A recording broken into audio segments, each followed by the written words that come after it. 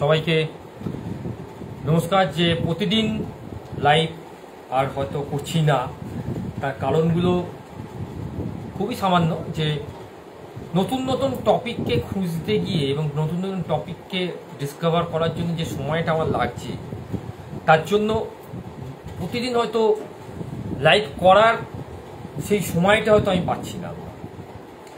আজকের টপিকের বিষয়বস্তু হচ্ছে যে আপনি নিজে কিভাবে এনার্জেটিক থাকবেন।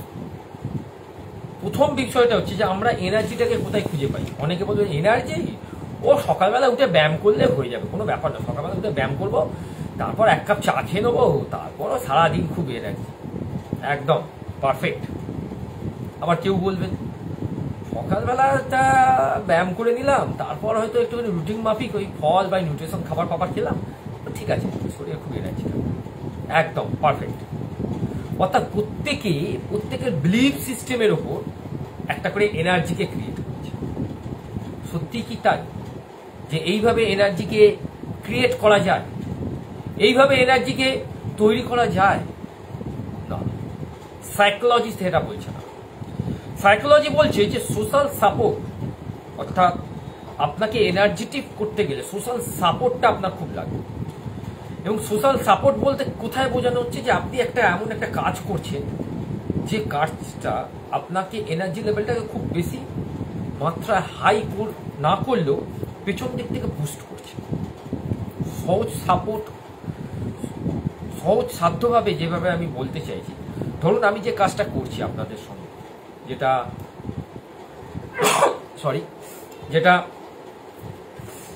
আমাদের কাজের মধ্যে করছি, মানে আমি বাচ্চাদেরকে বুস্টিং করছি, বাচ্চাদেরকে কাউন্সিলিং করছি এবং বড়দের বিভিন্ন রকম প্রবলেম নিয়ে অ্যানালিসিস করছি। সেখানে কিছু স্কুলের কিছু গ্রুপ, মহিলা গ্রুপ অবশ্যই, তারা একটা করে গ্রুপ ক্রিয়েট করেছে এবং সেই গ্রুপ ওয়াইজ তারা আমাকে সেইটাকে জানাচ্ছে। এবং এতে অনেক সুবিধা হলো আমার কি কাজ করাতে, এতে আমি অনেক বেশি এনার্জি পেলাম। এটাকেই বলা হচ্ছে সোশ্যাল সাপোর্ট। যে আমাকে আপনারা সবাই মিলে একটা এনার্জিকে ক্রিয়েট করছেন, যে এনার্জিটা আমার কাছে অনেক বেশি লাভবান, এবং সেই এনার্জির বলিয়ান হয়ে আমি কিন্তু কাজের যে প্যাটার্ন সেটাকে কিন্তু প্রতিনিয়ত চেঞ্জ করতে শুরু করে দিচ্ছি, এবং সেই এনার্জিটা অনেক বেশি আমাকে ভেতর থেকে বুস্ট করছে। এইটাকেই এনার্জি বলা হচ্ছে। সকালবেলা উঠে ব্যায়াম করে এক কাপ চা খেয়ে নিলাম, এটাকে এনার্জি বলে। সাইকোলজি তো সেটাকে বলে না, সাইকোলজি যেগুলোকে বলে সেটাই বলছে। তারপর হচ্ছে মিরার, অর্থাৎ আয়নার সামনে আপনি নিজেকে কনফিডেন্সলি কিছু বলছেন। আপনি যেমন এই যে আমি আপনাদের সঙ্গে লাইভ করছি, এই যে লাইভটা কিন্তু আমার কাছে একটা আয়না। এই যে আমি বলছি, আমার বলার যে কথার ধরন, আমার যে কনফিডেন্স লেভেল, সেটা আমার শরীরের মধ্যে প্রকাশ পাচ্ছে। এই কনফিডেন্স লেভেলই আপনাকে অনেক দূর আগে নিয়ে যাবে এবং আপনার মধ্যে একটা এনার্জি তৈরি করতে হবে। অনেকে প্রচুর শিক্ষিত, কিন্তু তাকে মাইক ধরিয়ে দিন, বলুন যে স্টেজে উঠে কিছু বলতে, সে বলতে পারবে না, কারণ তার বলার মতো ক্ষমতা নেই। বলবেন যে স্যার রাজনৈতিক নেতারা তো বলছে, রাজনৈতিক নেতারা রাজনৈতিক ভাষায় কথা বলছে, তাদেরকে অন্য যে কোনো ভাষাতে তাকে বলতে দিন, দেখবেন আটকে গেছে, 100% আটকে যাবে। আপনি ধরুন যে কোনো একটা, যেমন রবীন্দ্রনাথ জয়ন্তী বা আমাদের ঈশ্বরচন্দ্র বিদ্যাসাগর বা আনুষঙ্গিক যে কোনো একটা বিষয়, বলুন যে আপনি এই বিষয়টা একটুখানি যদি বলেন, দেখবেন ও ঘুরিয়ে ফিরিয়ে সেই একই কথাকে 4 বার রিপিট করছে, কারণ তাদের ওই ভাষাগুলো আসবে না। কারণ রাজনৈতিক দলের যে ভাষাগুলো, যে টার্গেটগুলো, একে অপরের নিন্দা করা, সেটাই কিন্তু তারা করে আসবে। কিন্তু আমরা যারা এই মিনারের সামনে দাঁড়িয়ে কথা বলি বিভিন্ন বিষয় নিয়ে, আমাদেরকে আপনারা যে কোনো প্ল্যাটফর্মে ফেলে দিন না কেন, যে কোনো টপিকই দিয়ে দিন না কেন, সঙ্গে সঙ্গে সেটা নিয়ে মিনিমাম 5 থেকে 10 মিনিট কেন, প্রায় আধ ঘন্টাও আমরা সেটা নিয়ে বলে দিতে পারবো। তাহলে এইটাই তো কনফিডেন্স, এটাই তো এনার্জি। আর কি না, টক্সিল যে স্ট্রেসগুলো আছে সেগুলোকে রিলিভ করতে হবে। টক্সিল স্ট্রেস বলতে কি, যে আপনাকে প্রতিদিনই আপনার সঙ্গে এমন কিছু মানুষের দেখা হবে যারা আপনাকে সবসময় নেগেটিভ কথা বলবে, আপনার কে না বুঝেই নেগেটিভ বলে দেবে। যেমন আজকেই আমি একটা ঘটনা আপনাদের সঙ্গে শেয়ার করছি, এটা দুঃখজনক ঘটনা হলেও শেয়ার করা যায়, কারণ আমার মধ্যে কোনো সেই রকম কোনো দুঃখজনক কোনো বিষয়টাই আগমন হয়নি। আমার সঙ্গে এমন একজনের দেখা হয়েছিল যে দীর্ঘ অনেক বছর পর বা অনেক দিন পর তার সঙ্গে আমার দেখা হয়, এবং আনফর্চুনেটলি সে একটা স্যাড নিউজ আমাকে শোনায়, এবং সেই স্যাড নিউজটা শোনার পর সে আমার থেকে জানতে চায় যে এই স্যাড নিউজটা আমি আগে কারোর থেকে শুনেছি কিনা, আমার রিলেটিভের কাছে। আমি যখন তাকে জানাই যে না, আমি এই নিউজটা রিলেটিভদের থেকে আমার কোনো রিলেটিভ থেকে শুনিনি, তখন সে রিয়াক্ট করে আমার উপর যে কেন আমি রিলেটিভদের সঙ্গে সম্পর্কটা রাখিনি এবং কেন আমি রিলেটিভদের সঙ্গে এরকম দূরত্ব বজায় রেখেছি। সে তার প্রসপেক্টাস থেকে, তার অ্যাঙ্গেল থেকে একরকম বলে গেল এবং পাবলিক প্লেসেই বলে গেল। আমি তখন তাকে দুটো কথা বলেছিলাম। এক, যে সবকিছু ঘটনাটা না জেনে কাউকে ব্লেম দেওয়া যায় না, যেমন ঠিক তেমনি যেসব রিলেটিভের কথা তারা আমাকে বলছে, তারা আমার সঙ্গে খারাপ ব্যবহার ভালো ব্যবহার কি করেছে আমার দেখার দরকার নেই তাদেরও, তাদেরকে সামনে রেখে কথাটা বলা উচিত ছিল। কিন্তু তৎক্ষণাৎই তারপরেই আমি যখন পুরো ব্যাপারটাকে তদন্ত করে ইনভেস্টিগেশন করে বার করলাম পুরো ব্যাপারটা, দেখা গেলাম সেই রিলেটিভটি বা যে রিলেটিভ সম্বন্ধে তিনি, যে মানুষটি আমাকে এত জ্ঞান দিল, সেই রিলেটিভ, সেই মানুষটা যারা জ্ঞান দিয়েছে আমাকে, তার জন্যই আমি যাই রিলেটিভদের সঙ্গে, যে রিলেটিভের সেই সমস্যাটা হয়েছিল, সেই মানুষগুলোর সঙ্গে সেই মানুষগুলোর জন্যই সেই সমস্যাটা হয়েছিল। এবার বুঝে দেবে, সে কিন্তু তার সমস্যার কথা আমাকে একবারও বললো না যে না, আমার সমস্যার জন্যই তুমি যে রিলেটিভটা গেছিল তারা অসুস্থ হয়ে পড়েছিল। সে একবারও এই কথাটা বললো না, সে তার পার্সপেক্টিভ থেকে একই কথা বলে গেল।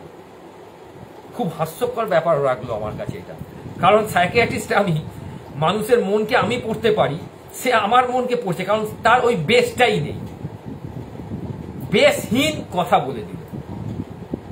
তার মানে বলে এইগুলো হচ্ছে টক্সিন কথা। এই কথাগুলোকে আমাদেরকে অ্যাভয়েড করতে হবে। এইরকম প্রচুর মানুষ আপনাদের আশেপাশে ঘুরে বেড়াবে, যারা নিত্যদিন আপনাকে ডিস্টার্ব করে যাবে, না জেনে না বুঝে একটা দুম দাম কথা যেখানে পারবে বলে দেবে। এগুলোকে আমাদের টক্সিন কথা। এইগুলো থেকে যদি আপনি আপনার এনার্জিটাকে আপনি এখানে যদি দিয়ে দেন, তাহলে আপনি জিরো। কারণ আমি সেখানে এনার্জি দিইনি, আমি ওখানে একটা বিশেষ একটা কাজে একটা জায়গায় যাচ্ছিলাম, সেখানেই দেখা হয়েছিল, এবং যে বিশেষ কাজটাই গেলাম সেই কাজটা আমার সাকসেস হলো। আমি যদি সেই ব্যক্তির কথাটা শুনে আমি যে কাজটা যাচ্ছিলাম তার মানসিক সন্তুলন নষ্ট করে ফেলতাম, দেখা গেলো আমার পজিটিভ কাজটা জিরো হয়ে যেত। এবং পরপর আমি দুখানা পজিটিভ কাজ করেছিলাম, সেই দুটো পজিটিভ কাজ is a very very successful কাজ হয় আমার কাছে, 100% হয়েছিল। আমাদের বুঝতে পারছেন মানুষের লেভেলটা কোথায় গিয়ে দাঁড়িয়েছে, কোন জায়গায় গিয়ে দাঁড়িয়েছে। আপনাকে টক্সিন খবর দিয়ে আপনার ব্রেনকে ডিস্ট্রয় করে দেবে, কারণ তার কাছে অর্থই অনর্থের মূল বলে না, এইটাই হয়েছে তার কারণ। কারণ কাকে কিভাবে কথা বলতে হয় সেই ভাষাটাই ভুলে গেছে। ভাষার একটা গঠন চাই, আমি কখন কি ভাষায় কথা বলছি, কোথায় দাঁড়িয়ে কথা বলছি, এই গঠনটাই মানুষের মধ্যে এখন জিরো। তাই টক্সিন ওয়ার্ডগুলোকে আপনাদেরকে সরাতে হবে, যদি এনার্জিটাকে আপনাদের মধ্যে আনতে হবে। আর কি করতে হবে, সম্পর্কের মধ্যে অস্থিরতাকে আনলে চলবে। যে সম্পর্কগুলোর মধ্যে খুব অস্থিরতা থাকবে, সেই সম্পর্কগুলোকে আপনাকে খুব স্লোলি এবং খুব স্টেডি আপনাকে কিন্তু হ্যান্ডেল করতে হবে, তবে আপনার মধ্যে সেই এনার্জিটা থাকবে, আপনাকে কেউ দমাতে পারবে না।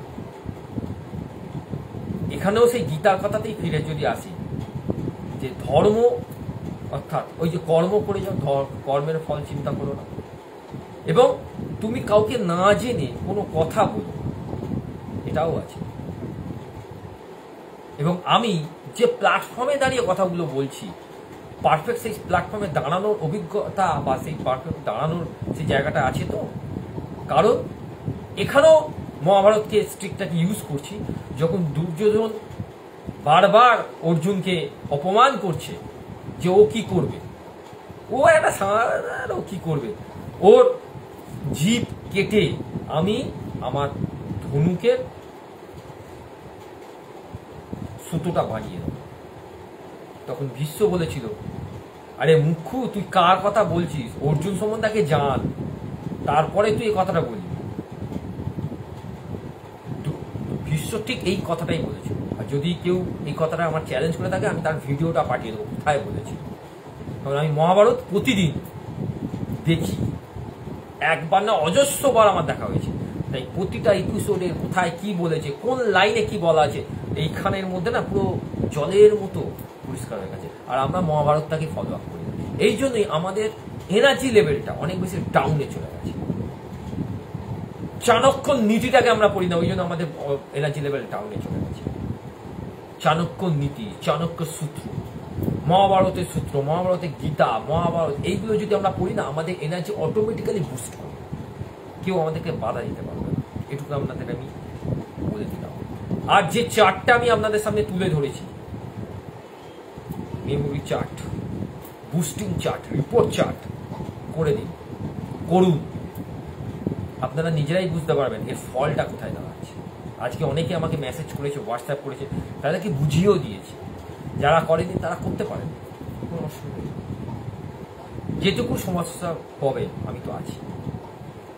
সারাটা দিন আজকে আমার যেভাবে কেটেছে, ভালো খারাপ মন্দ যেভাবেই কেটেছে, যদি খারাপ কেটে থাকে তার জন্য, যদি আমি কারোর ক্ষেত্রে খারাপ হয়ে থাকি তার জন্য I am sorry universe, I forgive me universe. Thank you universe, তুমি আমাকে বাঁচিয়ে রেখেছো। থ্যাংক ইউ ইউনিভার্স, আমার মেয়েদের তুমি ভালো রেখেছো। থ্যাংক ইউ ইউনিভার্স, আমার মা বাবার শরীরকে তুমি ভালো রেখেছো। Thank you universe,